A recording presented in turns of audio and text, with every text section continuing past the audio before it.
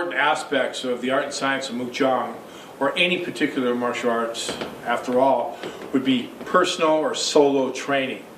Yes, it'd be fun to have people to roll with and to train with and training partners all the time. One of the things we say about a wooden dummy is they never get injured, they never get sick, they're always on time, and they never complain. It's perfect. So what I try to do is incorporate two-person drills, obviously with as many different partners as I can get, whether that's stand-up or sparring or rolling or grappling, doing jiu-jitsu, whatever, or different kinds of stick movements. Yes, you want an interactive training partner. A lot of times we don't have that. We're in our own basements, you live in the middle of nowhere, and you have different kinds of equipment that you can afford and or that are available to you. So one of the things that's interesting is solo training. Just you and your training apparatus. So what I'm going to do now is we're going to start with Pak Sau punch drills that are part of our Wing Chun or Extreme Wing Chun perspective. And on some of the downloads you can see me with Josh going through several of the Pak Sau drill interactive movement. Now I'm going to do it just by myself. So here I am at my gym in Wenatchee, Washington, and just me on a snowy Sunday, and we're going to go through some stuff. Now, real briefly in the Pak Sau punch. Pak Sau slapping hand. I'm going to block, and then I'm going to punch. Okay, I'm going to block, and then I'm going to punch. And they go very quick. I'm just in a neutral position right now, isolating the upper arc, which is from the waist up, and just my neutral position is from the waist down, feet shoulder width, no forward pressure or whatever. So what I'm doing is I'm Pak Sauing. It's a slap. It's a live. I Pak, and then I punch. And yes, one could get in front of a mirror and do this as part of the learning sequences. Okay, so you can have your hands open. You can have your hands closed when they come back. You can do multiple things. All right, so that's your Pak Sau punch. I went into great detail on some different downloads. Now I'm going to show them how you can use on a Mukjang or wooden dummy. So you can just face this thing any way you want. Remember the center line. As I'm facing the wooden dummy, right down here, here's the center line. But if I'm facing it at this angle, even their front of their body is facing that direction, this is my new center line. Or I'm over here, this is my new center line, okay?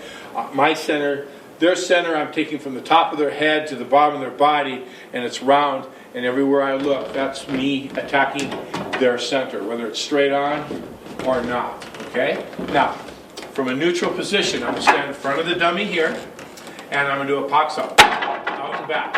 I'm going to do it slow, so I can hit and back. Just practicing the Pak Saus. Here.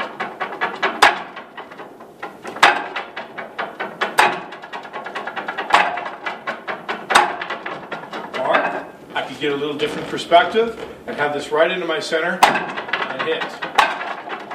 From this position, I'm crossing center line a little bit.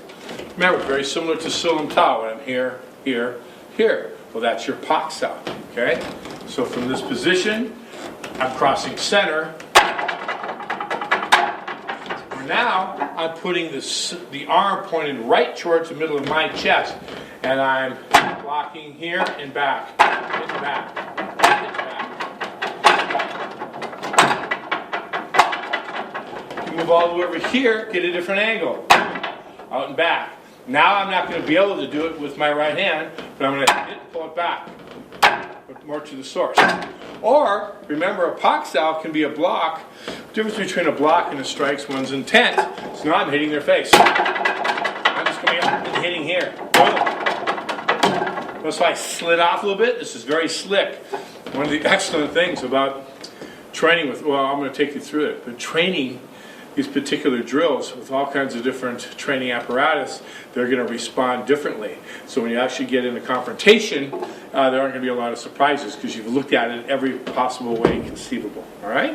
So now, we're going to add the punch to it. Back to the center. So now I'm going to Pak, and then I'm going to punch right to here. This particular dummy is made of hardwood, and I am not punching the actual base of the Mukjang with my hand. And you can say, well, geez, how are you going to get really full contact or really learn how to hit something if you don't do that? Well, that's what the other bags are for. What this represents There's right arm, left arm, and so on. Actually, whatever you can imagine it to be, but I'm jamming up into the arm. I'm blocking here. I don't have to hit hard with this end. I'm hitting the same vigor, but instead of making this my weapon, it's my forearm, which we'll get into that at another time for non-attacking collarbone. So if you can follow that, great. If not, don't worry about it. We'll get to it. So, stay focused on the Pak Sau punch. Right from here.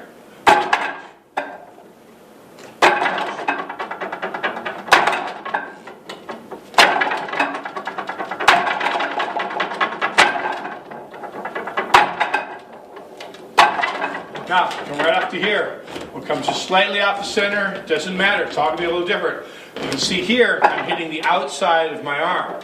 Well, if I'm straight at the arm, it's to the inside on my ulnar bone. It's going to be slightly different.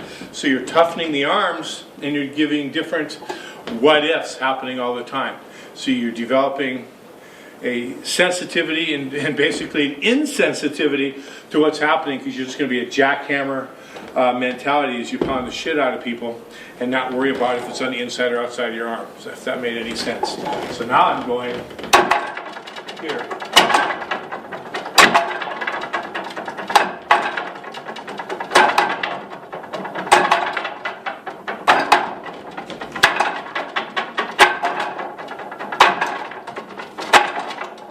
You can also change your stance. Now I'm going to be more, I'm out here. You can start using footwork if you want to get off center. Here's the imaginary punch. I'm blocking, adjusting. I'm stepping 1-2 with my feet. And I'm right into this position, hitting. It's completely different. Here, so I'm in this position, hey, and getting off line. Okay? Can you do that? Well, of course you're doing it. I'm still doing Pak Sau punch. When we were doing our JKD trapping, you can also do the JKD trapping line off of this, but I'm going to stay away from that for right now. I can also have my right foot forward. I'm in this position. I can switch it right from here.